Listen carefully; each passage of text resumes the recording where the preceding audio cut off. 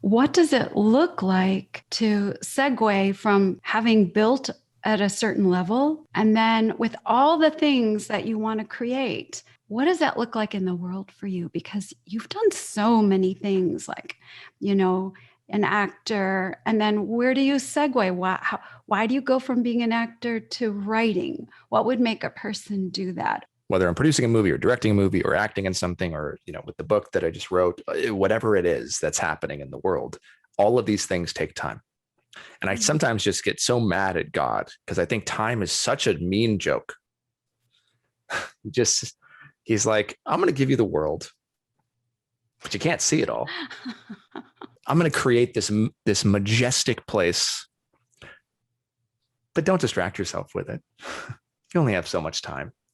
I'm going to give you the drive and the ambition to do all the things you want to do and passions and curiosity, but you don't have time to do them all. Time is, I believe, it's our most valuable resource. It's the foundation of my work and my company but yet I oftentimes find myself stuck in this gray area where sometimes I'm not giving my time to the things that I really want to be giving my time to, because of the way I believe our patriarchal system and society is set up, because of the way that the world operates, because there's a need to make money and to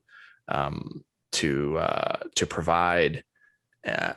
There's this constant imbalance that I'm constantly looking to fix and find. And so Emily and I talk about it all the time, which is, okay, what's the cost of doing this?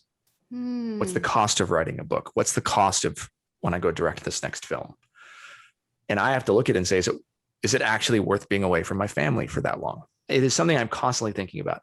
And how do I decide? I don't know. I always say that one of God's greatest jokes he played on me was that I don't necessarily always think through the risks of doing something. I just get inspired and I feel that my heart feels drawn to it, and I don't think it through. I just kind of decide we're going to do it. And it's like jumping out of a plane, but not having the parachute on all the time. It's not sustainable. And, but I will tell you, it's never from my head. And I think that's some of the reason why it works. And I've been able to experience success. And the work that I've done has been able to really touch so many people, because it doesn't come from here. It comes from here. The problem is when you're doing too much. When do you stop?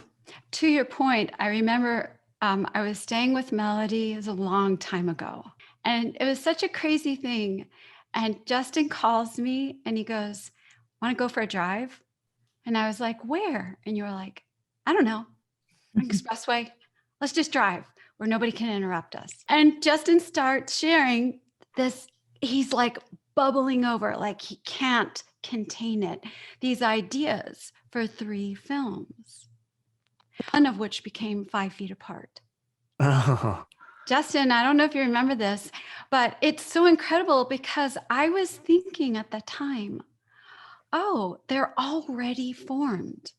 He's not talking about, he thinks he's saying, you know what I'd love to do? Like it's the biggest secret in the world. Like he's just sharing the impossible. But actually, I remember thinking, oh, these are fully formed concepts. All he needs is some money behind it, and this thing is going to go.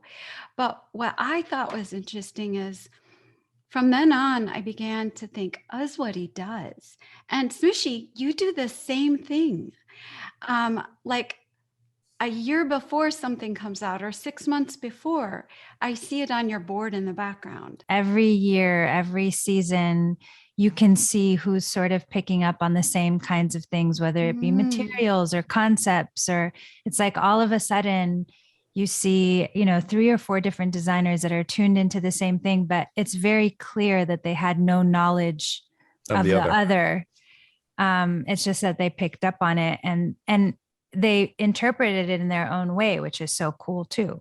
You're formulating colors, ideas, themes before you did your inner space series, and you got these spaceships and these really cool sci-fi outfits. And do you remember that? Mm-hmm. And they were at your old studio across the street from your store. And I looked at them, I'm like, what is this? Why does she have like old Star Trek outfits on people? But then you explained it to me and I thought, oh my gosh, it's all here. And then when she finally produced it, everybody was ready by then. And I think the same is true for your film, Justin, that film.